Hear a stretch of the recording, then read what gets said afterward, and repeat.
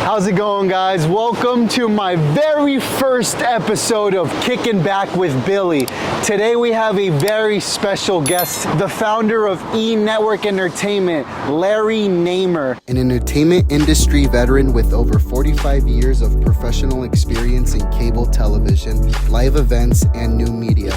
Larry Namer is a founding partner of Medan Development Group, a venture created to develop entertainment and media specifically for the Chinese marketplace.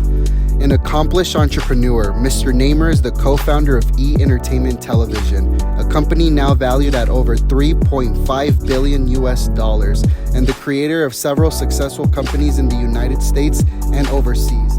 Today we're going to be asking him who he is, how he got into the industry, and what are the top 3 things to get into that industry. Let's go. So this is Larry Namer, founder of E-Network Entertainment. You actually started your career in Manhattan. So let's talk a little bit about the young Larry Namer and how he got into the television industry. Sure. Yeah, I graduated with a degree in economics, and then I found out there are not many jobs that you could get with that degree. So I took what I thought was going to be like a very temporary job just so I could pay the rent and eat and stuff. So I got a job for this new industry called cable TV, and they gave me a job splicing cables under the streets of Manhattan for $90 a week and stuff like that. So that's kind of how I got into the cable business. So it was really very early on and stuff. And I just kind of rose through the ranks there and eventually became strangely enough, the head of the electricians union. I was the co-chairman of the cable division, and then became the head of operations at Manhattan Cable. And so that's how I learned the business. How did TV come into play? Basically, what I was running in Manhattan were all the technical ops. And so I did not have finance and I did not have programming. But then what happened was the big cities began to issue franchises for cable television. And up until that point, it was mainly in rural communities and on telephone poles. But Manhattan was built all underground. And all the big cities that wanted cable, they wanted the cables to go underground and not on telephone poles. And a company won the franchise for Los Angeles, and they needed someone who knew how to build underground, and I was the only guy around. Wow. So, at the ripe old age of 30, I got the job as the head of, building the Los Angeles cable system, which was really going to be the first two-way interactive cable system ever built in the U.S. So. What was your mindset at the time going through those challenging moments? Well, it was weird, because now not only did I have to move out of New York for the first time, but, now getting thrown in and basically, they handed me a piece of paper saying, here's the franchise from the city of LA, and here's another, piece of paper from, Toronto Dominion Bank for a few $100 million to build it. And I was like, oh my God, it's not like I could go to someone for help on this. And then I had to learn finance and I had to learn programming. How did it all form? How long did it take you to really learn that skill? Well, it's what I went to college for, and here was the first time I really got to apply it. It was dealing with the banks and doing massive construction contracts and all of that. So you kind of get thrown into the fire. So that's awesome. And as you were getting thrown into the fire, you were going into these challenging moments, but you were also coming out successful in these challenging moments. You come and make E-Entertainment. I want to know, how did that interest spark for E-Entertainment, and how did it get so successful like it is now? Well, when I was building the cable system in LA, LA is really an odd city, and it's one of the few cities in the country that's really dedicated to a single industry. I mean, you have Detroit as the auto industry, but in LA you're in the entertainment business or you're not, and there's not a lot of variety out here. And being a Brooklyn kid, you come out to LA and all your neighbors and friends are going to parties and premieres and meeting stars and doing all of that. And I called up some of the studios and said, hey, put me on the list. And they went, nah, you're like the same as the phone company. You're not, we don't really want you. And finally I just said, hey, the best parts of any movie that make me want to go to the movies when I watch movie trailers. Yeah. And I said, but the only time I ever see a movie trailer is when I'm already in the movies. I said, isn't that kind of like backwards? Don't you want me to see it when I'm in my house to make me want to go to the movies? And they went, well, it's too expensive. So I said, I'll tell you what, I have a lot of channels and not much to put on them back then. I'll put those things on television for you, but you got to put me on those lists. And, we did that. And then when we had some marketing surveys and stuff like, what's your favorite channel? People say, I love CNN, I love ESPN, I love that trailer channel. And I'm like, that's really weird. I get the best 2 minutes of a $50 million movie. Back then, movies were only 50, yeah. And people love it. So, I kind of filed that in the back of my head. But then the company that I work for, which is a Canadian company, they sold it, and they moved back to Toronto, and they said, come to Toronto. And I was like, well, I didn't go from New York to LA to go to Toronto. That's not happening. So my friend Alan and I, we were kicking around ideas for like something we could do. And, Alan and I just looked at it and said, you know what? MTV is all about the music business. Nobody is really covering the entertainment business in general. So, our thought was we were going to start MTV of the movies. What was your first successful gig for E! and how did you land that gig, if you mind us asking? Oh, sure. It's kind of funny because, there is that saying that sometimes necessity is the mother of invention. We at that time, you needed somewhere between $60 and $100 million to start a TV network. And after 3.5 years, Al and I realized nobody was giving us $60 to $100 million. All TV networks then and even to this day were built by big companies. Yeah. There was never been, something where somebody woke up in the morning and said, hey, I'm going to start a TV network. We ended up managing to raise $2.5 million to 3.5 years. That's not a heck of a lot of money. But we put most of that money into finding hosts. We realized we're not going to do fancy production or anything like that. So we really put a lot of effort into finding the host. We said that's what's going to differentiate us from, any other channel. And I had a friend who was teaching radio, television, film in University of Texas in Austin. I called him up and said, do you have any kids who need intern jobs? And he said, yeah, we had a hard time placing this year. I go, send them all. So he literally sent us 31 kids from Texas. And so he started with 11 employees and 31 interns, which is kind of interesting. But, again, without having a lot of money, you had to be really inventive. So the first breakthrough hit we had was Talk Soup with Greg Kinnear. And, everybody came to me at that point and said, Larry, we're looking at this idea that you have and it makes no sense. You want to do a TV show that makes fun of TV shows. And I was like, yeah, exactly.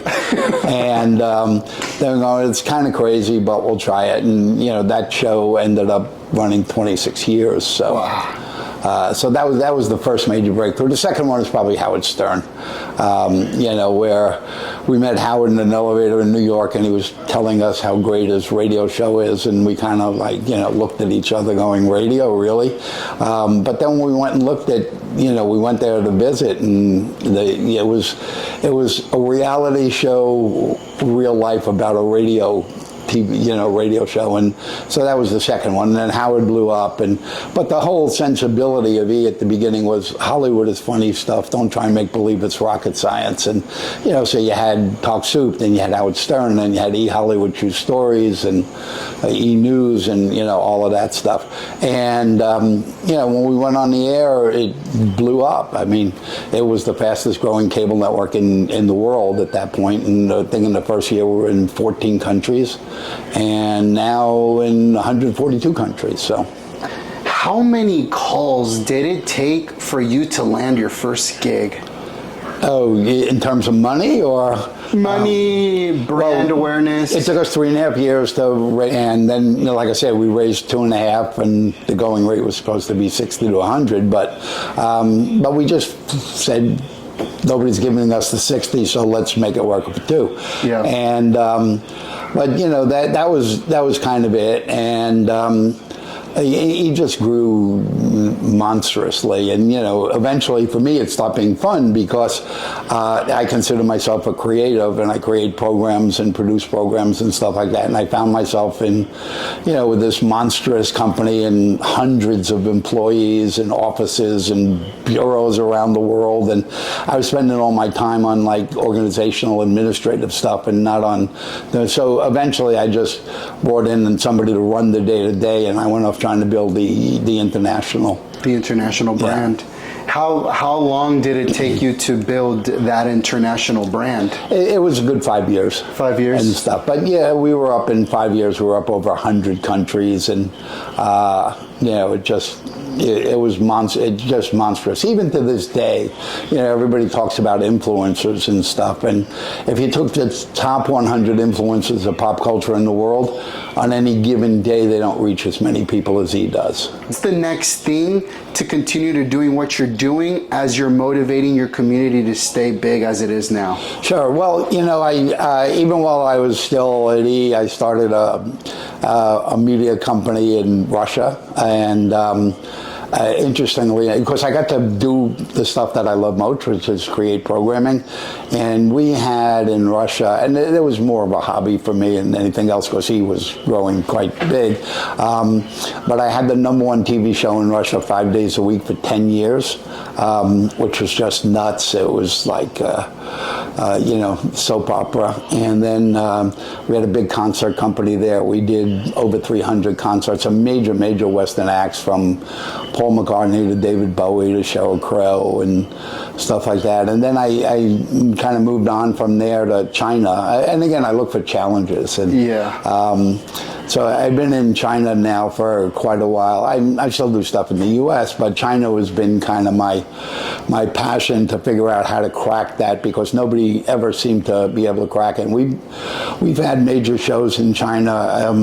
A few years ago, there was a sitcom that I created about the contradictions of modern Chinese life. Mm-hmm. And everybody says that comedy is the hardest thing to do, and you can't do it for a country you didn't grow up in.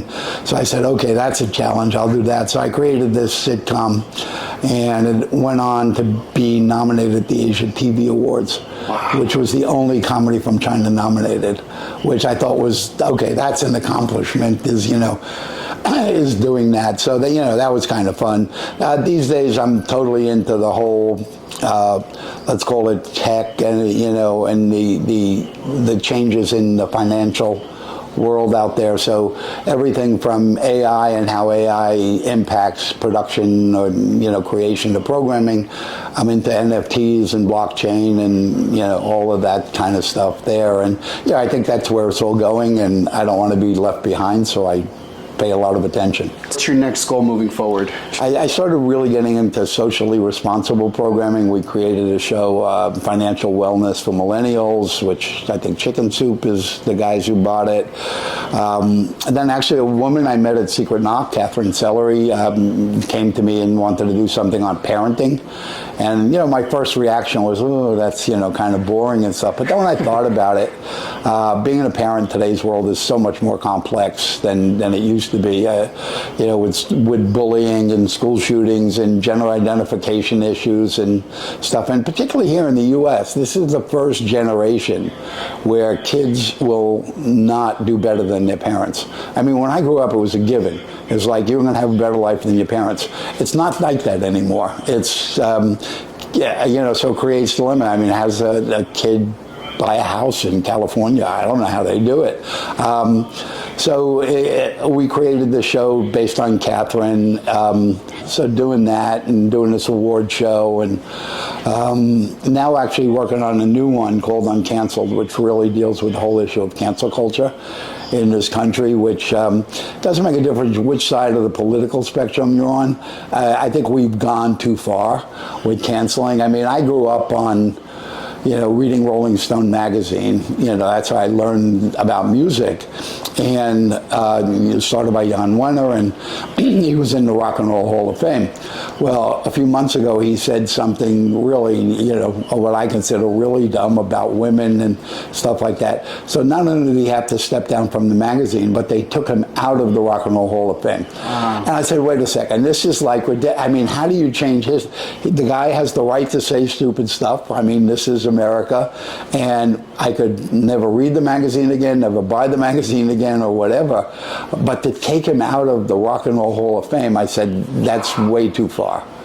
When you got E! Entertainment going and you got it the success, how did you get the Kardashians on your show? How did that come to be? It's kind of funny. I know Chris and, the mom and Bruce before he changed. And I know the girls from when they're little. And we actually, Alan Murifka, my partner in E!, we wanted to start another TV network. We were going to start something called FX TV, Fitness and Exercise Television. And our partners in that were Bruce and Chris, Kareem Abdul-Jabbar, and this other guy named O.J. Simpson. And we were pretty far along in moving that along, and so we were all very close and stuff. And then O.J. decided that he wanted to get rid of his wife or something, and so that that thing just fell apart. I mean, we weren't going to go forward in that situation. But that's how I got to know Bruce and Chris and stuff like that, and the kids. And they were very young, and I always told Chris, I said, until they're legally allowed to do this, we're not doing it. And then they just blew up and stuff like that. I mean, they're a multi-billion-dollar family now. Yeah, and it all started because of your network channel. It's amazing. It's amazing to see that. So if you guys are really getting this, it took him 3 years to really build himself, learn all the skills he needed from his industry. Learning all those skills, he was able to implement that into TV, in which he has now become the person he is today. It really shows you guys that overnight success doesn't come by overnight. You need to put in the work, you need to have grit, you need to have commitment in order to continue to move forward in what you have going on. It could take a year, it could take 2 years, it could take 3 years, it could take 10 years. But no matter how long it takes, as long as you continue to move forward in what you have going on, something will happen. You just need one idea to pop off to become the person you really want to be.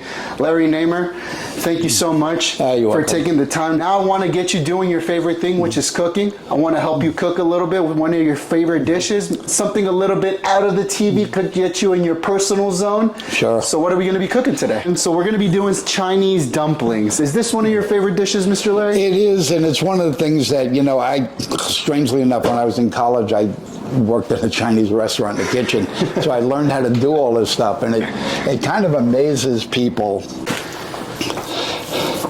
And spinach that we chopped up already, so we throw the spinach in, and then green onion. Now, most of the vegetables we actually grow here in the garden. We have a pretty good vegetable garden there. So you grow all your vegetables? Pretty much we grow all the vegetables because we really want to get, things that we know are organic. And yes, and not that they just say it's organic? Yeah. You throw a little bit of soy sauce in. And then you kind of mush it all together. So you vegetables in, and then you kind of heat up your oil. Okay.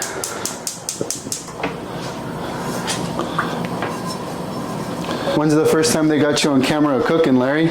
Weirdly enough, when the Chinese realized that I know how to cook Chinese food, they actually had me do a cooking show in Beijing entitled The White Boy Cooks Chinese Food. How did you feel about that? Here it's an insult, there it's a compliment. Yeah. So we did that. So really what you do is you take these things and you take a little bit of the filling. Okay. You throw it in. Then you, just with water, you circle the dumpling. You fold it over. And then with a fork, you pin it all down. Oh, so that's how it gets the creases when you see the dumplings. Yeah, so I'll do 2 and then I'm gonna let you do 1. Okay.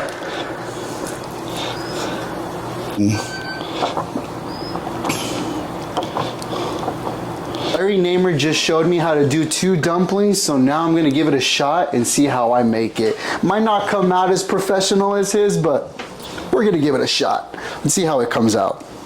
So we get the dumpling right here, get some of the meat, some of the veggies, make a little ball, Mr. Namer? Yeah, and you can, I'd go a little bit less so that they A little bit fold. less? Yeah. Okay, so we'll do... Yeah, that's good. Okay. So we'll put that right there. And then wet the edges. Wet the edges.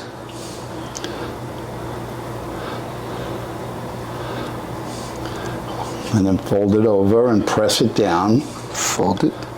Press down. Press the edges, and then with the fork, We give it that crease. Yeah. A little bit, and that's it. I'll make sure I eat this one. Yeah, let me make Do another one more. just so I can get this down. Kind of like tacos. Yeah, they're like miniature tacos. Let me get a little bit more vegetables in here. A little bit of veggies.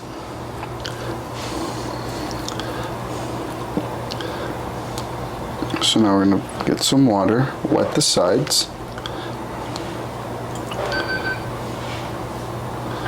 And then we're gonna just, like that, and then you crease it. Way better. Yeah. Way Much better. Way better. Look at that, guys. All A right, so Chinese now- dumpling. There. Let them cook up for a minute. Are you thinking about making a cooking show later on, Larry? No. Cooking no. with Larry? It's way too much work. It's going to take about 2-3 minutes to just cook them on one side. Yep. If you would have asked yourself this 25 years ago that you'd be in this position, what would you tell yourself, Larry? Would you believe yourself? No, it's growing up, it's not one of the things I ever thought. Again, the family was very much traditional. They wanted the kids to get jobs in civil service so they could retire at, 65 and get a pension and do all of that. So no, totally not. And my mom, who passed some years ago, she would come out and never quite understood, what it is I do. And she's like, going, you have no place to go in the morning, and you don't have an office, and you don't have a job. And I'm like, bye, But eventually I think she got it. So now if you look at these things, they're starting to... Oh, they're starting to crisp. Yeah, they're starting to crisp up, so give them another minute. What's the biggest key takeaway, your one biggest key takeaway from your whole life? What's the biggest thing that was your biggest aha moment and everything changed from there? Sure, it's basically this realization that the one thing that all of us have is time, and time is finite. A lot of people do is they get caught up in this whole follow your passion thing. A lot of times your passion's like, this is my passion, but I couldn't live in this house by cooking dumplings. Yeah. So you really have to find something that you like doing, that by doing it over and over and over, you're going to get better, and eventually, when you get really good at it, it becomes your passion. Like cooking is my passion, but it didn't start out that way.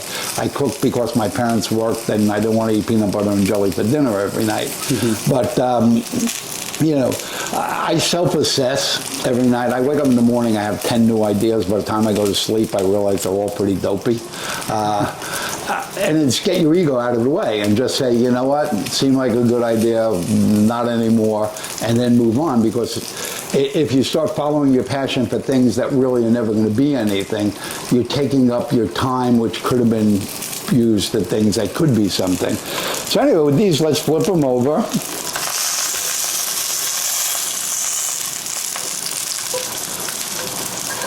Oh, that looks really good. And then you throw a little water and watch it's going to splatter.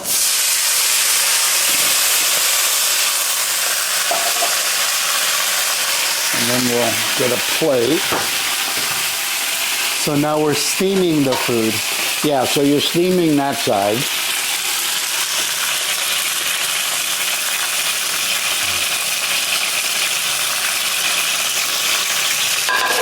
Oh, that looks really good. What's one of your, other than Chinese dumplings, what is one of your favorite things that you like to cook? When you have some time off, where you can kick your feet on the chair, what's that one favorite food that you like to cook that brings you back to home? I mean, chicken parmesan, you know, and they don't really know how to make it in California. So, you know, red sauce Italian and, you know, a lot of mozzarella cheese and stuff like that. Go ahead, dig in. Here. Cheers, Mr. Namer. Cheers. What do you think, Mr. Larry? All good. Thank you guys so much for watching my first episode with Mr. Larry Namer. Thank you so much, Larry, for having you being a part of our show. Stay focused, learn everything around the perspective of what you have going on in your niche, and take action. Get off your ass, get off your backbone, make things happen, and next thing you know, you'll be meeting people like Larry Namer. Thank you so much, Larry. Alrighty, take care. Thank you. Thank you guys for watching. If you like this video, make sure to click the like and subscribe button, and also follow me on my social media platforms to stay connected. And I'll see you on the next episode.